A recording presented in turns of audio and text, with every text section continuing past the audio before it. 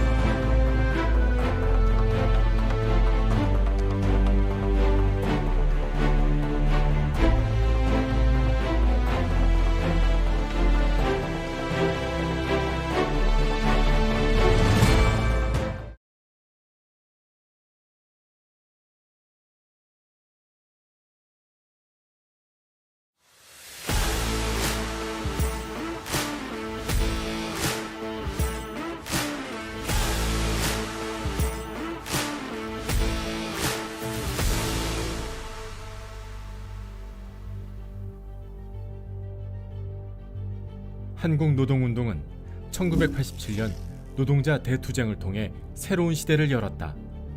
87년 노동자 대투쟁은 본격적인 민주노조 운동에 신호탄을 쏘아 올렸다. 군사 독재 정권에 대한 국민들의 분노는 전국으로 확산되어 한국 사회를 뜨겁게 달구는 역사적인 6월 민주항쟁으로 발전했다. 7월 울산 현대엔진 노동자들의 노조 건설과 파업 투쟁 이후 전국에서 수천 건의 파업 투쟁이 터져 나왔다. 저임금, 장시간 노동과 전근대적 노무 관리에 찌들어 노예처럼 살아야 했던 노동자들의 분노와 서름, 인간답게 살고자 한 욕구가 폭발한 노동계급의 해방선언이었다. 노동자들의 투쟁은 자본과 정권의 탄압으로도 되돌릴 수 없는 큰 흐름이 되었다. 1987년 새로 건설된 자주적이고 민주적인 노동조합은 어용노조를 철저히 거부하고 연대를 강화해 정권의 탄압에 맞섰다. 노동자들은 단위 사업장의 벽을 넘어 지역과 업종으로 단결해 나갔다. 정권과 자본의 탄압에도 불구하고 꾸준히 성장한 민주노조 진영은 전노협, 업종회의, 대공장 연대회의 등의 공동실천과 조직적 단결을 모색해 나간다. 이러한 투쟁 성과를 모아 93년 전국노동조합 대표자 회의 결성에 이어 생산직과 사무직, 대기업과 중소기업, 공공부문과 민간기업을 망라하여 마침내 1995년 11월 11일 866개 노조 41만여 명의 조합원이 참가하여 민주노총이 창립했다. 민주노총은 1945년 해방과 함께 노동자들이 사회의 주인으로 인간답게 살고자 투쟁에 나섰던 전평의 역사를 계승했다. 민주노총 건설은 혹독한 탄압에 저항했던 70년대 민주노조 운동, 5.18 민중항쟁, 80년대 노조 건설 투쟁의 역사를 담고 있다.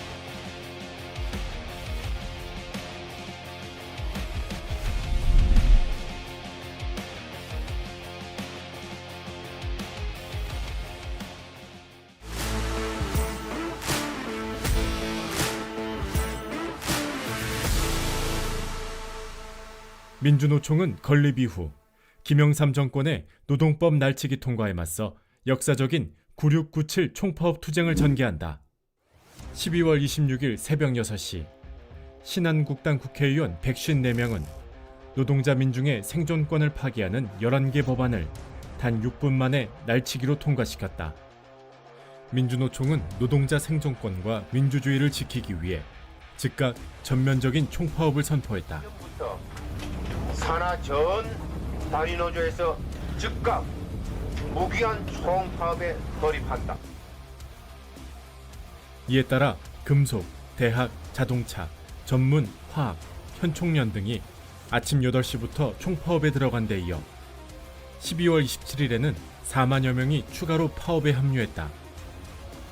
12월 28일 서울 지하철 노조가 파업에 가세하여 모두 171개 노조 22만여 명이 파업 대오를 이루고 12월 29일은 부산 지하철 노조가 파업에 합류한 데 이어 종교계, 학계, 변호사 등 각계각층 지지가 이어졌다. 9697 총파업 투쟁 과정에서 전체 3,422개 노조 388만 명이 파업 투쟁에 참여했다. 사상 최대 규모의 총파업 투쟁으로 노동법을 재개정하는 성과를 이룬 것은 하나의 전국 중앙 조직인 민주노총이 있었기에 가능했다.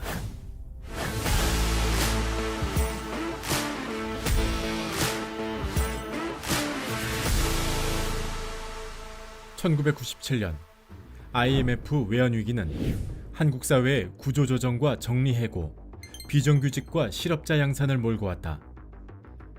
김대중 정권의 신자유주의 정책은 노동, 기업, 금융, 공공부문 등 전방위적으로 이어졌고 구조조정 칼날은 무섭게 몰아쳤다.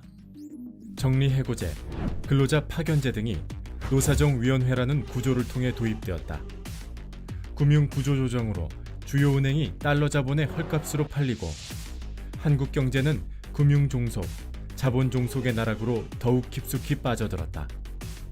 공공부문 구조조정으로 포항제철, 한국통신, 한국전력 등 국민의 세금으로 키운 알짜배기 공기업의 민영화와 해외 매각을 추진했다. 신자유주의 구조조정으로 그 어느 때보다 빈부격차가 심해졌다. 구조조정에 반대하는 노동자 파업 현장에 폭력경찰이 동원돼 무자비한 폭력이 자행됐고, 이에 민주노총은 김대중 정권 퇴진운동으로 맞섰다.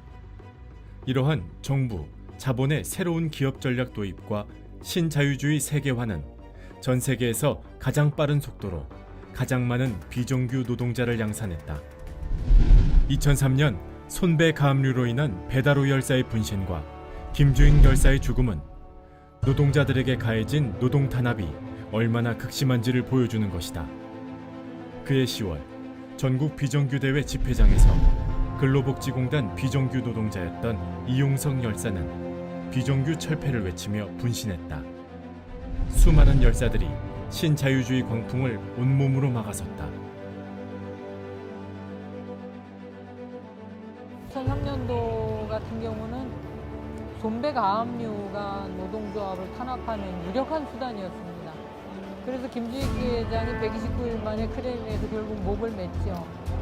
목을 매고, 근데도 사측에서는 전혀 태도 변화가 없었어요. 그리고 3주가 흘러갔습니다. 그 사이에 이제 김주익 회장의 시신을 크레인에서 내려오지도 못했었어요. 그래서 그때 조합원들이 크레인 위에 드라이 아이스를 지고 올라가서 그 다음날 새벽에 또 올라가서 또 갈아넣고 이거를 했었죠, 계속. 비정규 노동자 투쟁은 단위 사업장의 벽을 넘어 계급적 연대, 사회적 연대 투쟁으로 강화되었다.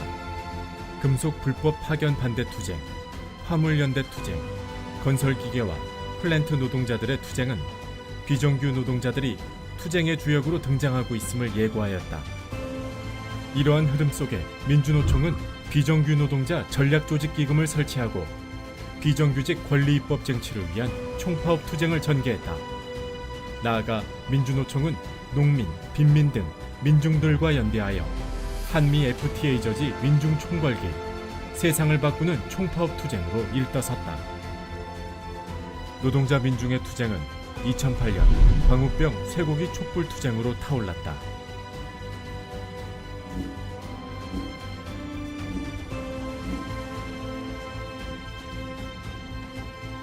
이명박 박근혜 정권의 반노동 정책은 비정규직 노동자에 대한 차별과 고용 불안을 심화시켰고, 전교조와 공무원 노조를 법의 노조로 만들고 사법농단을 통해 노조를 무력화하는 등 그 수단과 방법이 더 악랄해졌다.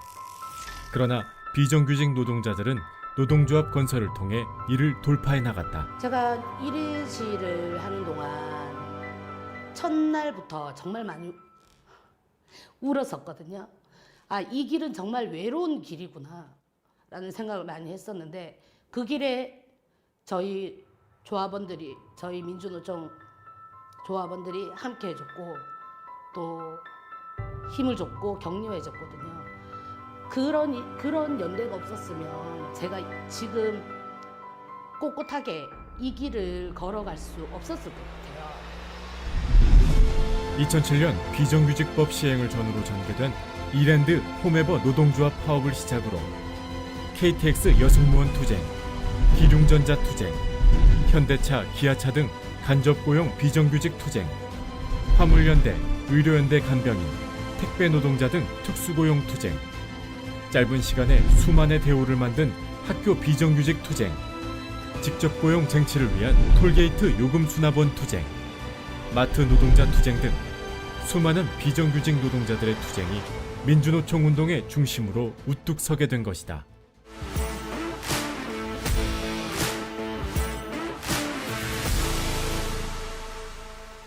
민주노총은 진보정당을 창당하고 2004년 총선에 노동자 국회의원을 배출, 노동자 정치 세력화에 구체적 성과를 냈다.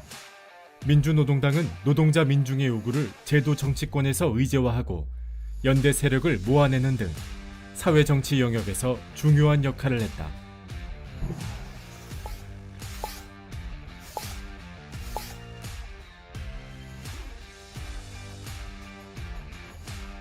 건방지게 노동자가 국가 권력을 쥐겠다고?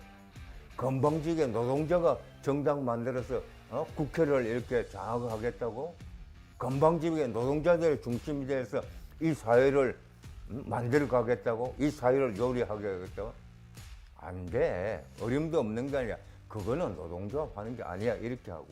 만약에 노동자들이 국회에 다수의석을 차지하고 있고 국회를 노동자들이 장악하고 있다면 어떻게 될까?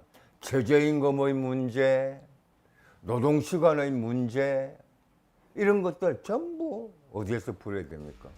바로 정치가 풀어줘야 되는 것이다. 이거지. 민주노총은 2006년 우리 사회의 심각한 양극화 문제를 구체적으로 해결하고 노동자 민중의 희망과 미래를 열어내기 위해 세상을 바꾸는 투쟁을 결정하고 무상교육, 무상의료 전면 실시를 내걸었다. 2008년 운동노선상의 차이로 인한 민주노동당의 1차 분당을 시작으로 박근혜 정권에 의한 통합진보당 강제해산까지 많은 부침이 있었지만 민주노동당으로 대표되는 노동자 정치 세력화 운동을 통해 노동자가 사회와 정치의 주인으로 나서지 않으면 노동 문제도 해결되지 않는다는 원칙을 다시금 확인했다.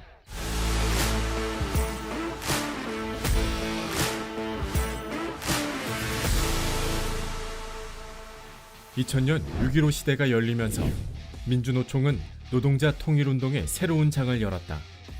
노동자 통일선봉대가 매년 전국을 누볐고 8.15 민족대축전에는 1만 5천여 명의 조합원이 대규모로 참가하는 쾌거를 이루었다.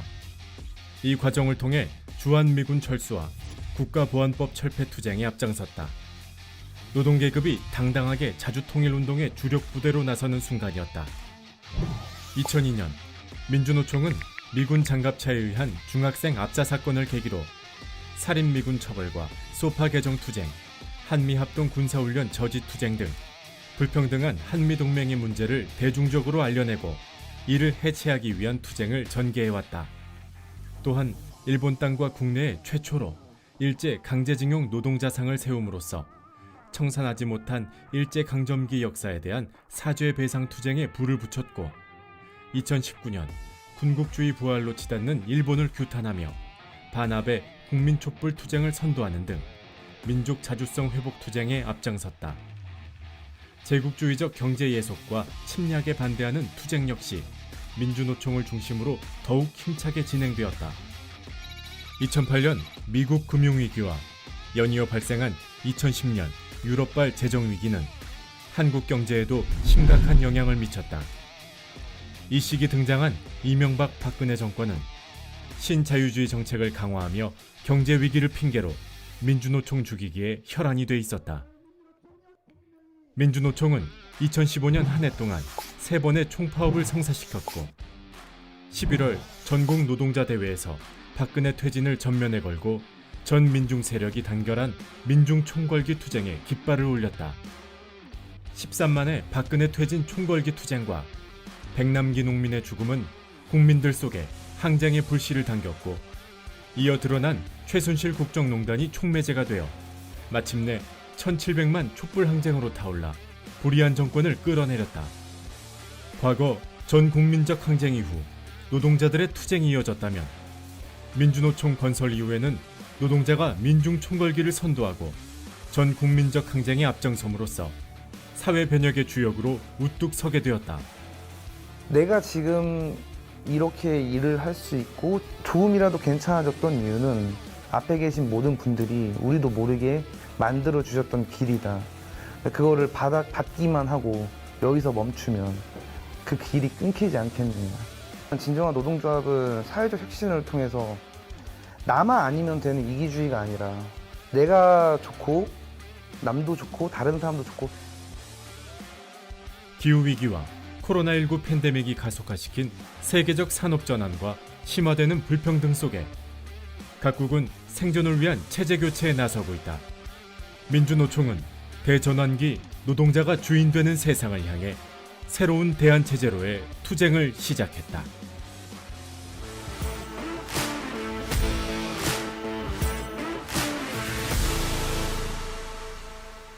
지금 우리는 기존의 질서가 무너지고 새로운 질서들이 등장하는 격변의 시대 한복판에 서 있다. 민주노총도 어느덧 30대의 나이가 되었다. 시시각각 변화된 정세 속에서 120만 조합원들과 우리는 어떤 미래를 그리면서 투쟁할 것인가? 노동 없이 생산 없고 투쟁 없이 쟁취 없다는 구호는 노동자 투쟁의 역사에서 변하지 않을 진리이다. 노동자와 민중이 새로운 시대의 주역이 되는 세상, 그것은 누구의 시혜나 온정의 산물로 주어지지 않는다. 민주노총이 투쟁의 주체로 나설 때 새로운 세상은 쟁취될 것이다. 생산의 주역이며 사회개혁과 역사발전의 주체인 우리는 100여 년에 걸친 선배 노동자들의 불굴의 투쟁과 87년 노동자 대투쟁 이후 거대한 흐름으로 자리잡은 민주노조 운동의 성과를 계승하여 자주적이고 민주적인 노동조합의 전국 중앙 조직인 전국 민주노동조합 총연맹을 건설한다. 우리는 민주노총의 깃발을 높이 들고 자주, 민주, 통일, 연대의 원칙 아래 뜨거운 동지애로 굳게 뭉쳐 노동자의 정치, 경제, 사회적 지위를 향상하고 전체 국민의 삶의 질을 개선하며 인간의 존엄성과 평등을 보장하는 통일조국, 민주사회의 건설의 그날까지 힘차게 투쟁할 것을 선언한다. 우리는 민주노총이다.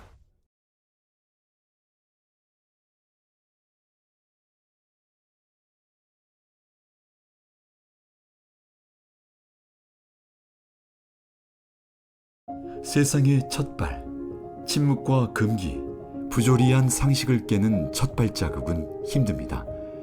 하지만 더 많은 발걸음이 모이면 길이 됩니다. 민주노총의 30년. 민주노총이 걸어온 여정은 그대로 한국 사회의 새로운 길이 되었습니다.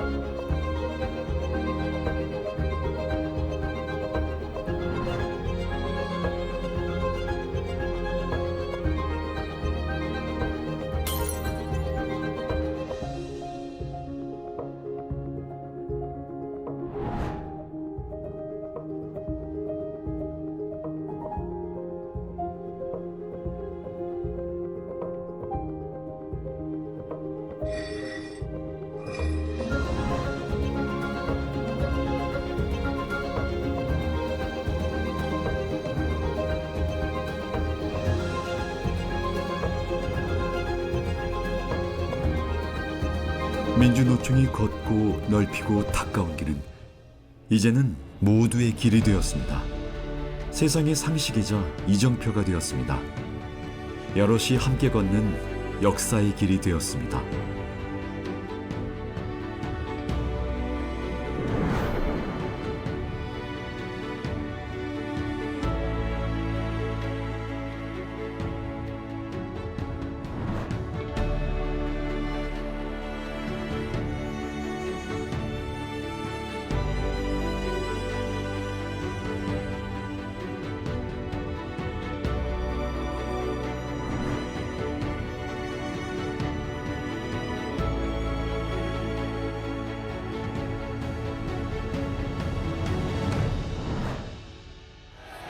남과 북이 없이 하나가 되어 어깨와 어깨를 걸고 달리고 있습니다.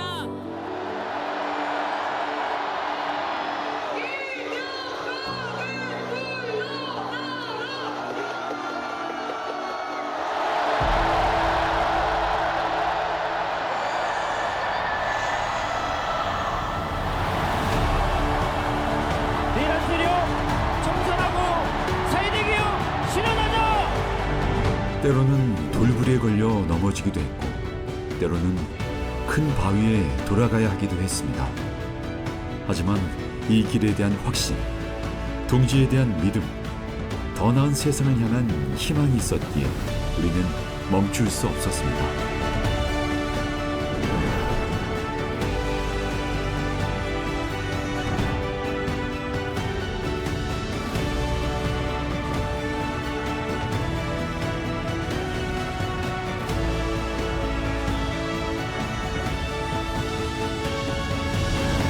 이 길을 계속 가려야 합니다.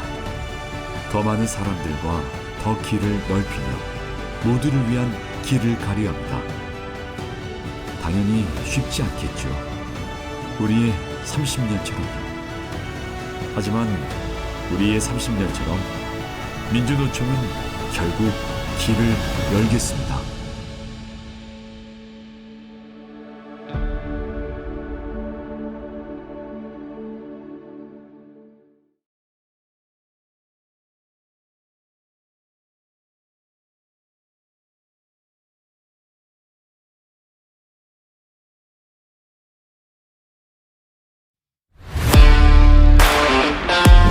(2025년 10월 29일) 경주에서 열린 정상회담을 통해 한미 관세협상 세부 내용이 합의됐습니다. 결국 협상 전에도 주장했던 트럼프의 3,500억 달러 투자가 현실이 되었습니다. 10년간 매년 200억 불이라는 상한선만 설정했을 뿐 단 한 푼도 깎지 못했습니다. 이로써 한국은 현금 투자 2,000억 불, 마스가 프로젝트에 1,500억 불을 투자하게 되었습니다. 미국의 무리한 요구를 이대로 수용한다면 나는 탄핵당할 것이라 말했던 이재명 대통령의 말을 생각하면 매우 실망스러운 결과입니다. 그럼에도 정부는 연 현금 투자 규모를 200억 불로 제한한 것을 크게 자화자찬하는 분위기입니다. 하지만 외환시장에 충격을 주지 않는 선에서 1년 최대 조달 가능 외화가 200억 불이라는 한국은행 총재의 말을 빗대어보면 한국 경제에 매우 큰 충격을 주는 금액입니다. 200억 불, 하나로 28조.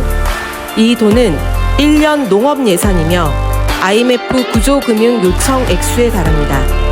결국 한국 경제의 대외적 불안정성은 증가하고 원화 약세에 따른 수입 물가 상승으로 인플레이션에 대한 우려가 크게 제기되고 있습니다.